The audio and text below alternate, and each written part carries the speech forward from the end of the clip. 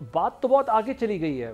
इस मसले पर बड़ा संजीदगी से गौर हो रहा है। मतलब अब तो ऑप्शंस पे बात हो रही है कि पहला ऑप्शन ये हो कि कुंडी साहब ही कंटिन्यू करें और डिलीवर करें, जो कि इस वक्त उस प्रोविंस की डिमांड है, जो आप ख़ुद भी बात कह रहे हैं कि वहाँ टेररिज्म का इशू बहुत बढ़ चुका है। और हम अगर वज़ीर दाखिला की स्टेटमेंट देखें तो वो तो बता रही है कि 3 सूबों में अफगान शहरियों के खिलाफ कार्रवाई हो रही है एक्सेप्ट KPK। दूसरे ऑप्शंस में कुछ रिटायर्ड जर्नैलों के नाम आ रहे हैं। तीसरे ऑप्शन में कुछ पॉलिटिशियंस के नाम आ रहे हैं। खटक साहब का नाम आ रहा है, होती साहब का नाम आ रहा है।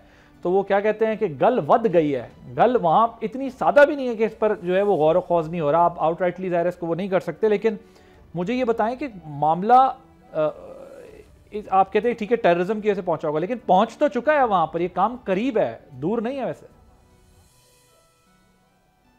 देखिए, मैं तो इस वीकेंड तक इस्लामाबाद में मौजूद था। वहाँ ऐसी ये पिछले 2 दिन की कोई ऐसी प्रोग्रेस हुई है और मेरी ये तवक्को है कि ये बात वाज़ेह होनी चाहिए कि जिस चीज का इलाज गवर्नर राज है वो बीमारी क्या है, उसको क्लियरली डिफाइन करना होगा। आपके स्टेट मिनिस्टर हैं बैरिस्टर अकील मलिक, उन्होंने कल ये बात की है कि ये इसका चांस मौजूद है। जी, वो मैंने हेडलाइंस देखी है, लेकिन ये है कि हमें इस पे बड़ी संजीदगी से गौर करना है कि क्या ये तभी इंतहाई कदम है जब पाकिस्तान का आइन ये कहता है कि ये बात वाज़ेह नजर आए कि आइन के तहत उस सूबे में हुकूमत नहीं चलाई जा सकती। अगरचे बहुत इख्तलाफात हैं, हमारे तहफ़्फ़ुज़ात हैं, जिस तरह उस पहले भी और अब नए वज़ीर आला ने अपने जो काम शुरू किया है कि बजाय अपने सूबे में रहने के वो डियाला के बाहर या इस्लामाबाद हाई कोर्ट में जो है वो वक्त गुजार रहे हैं।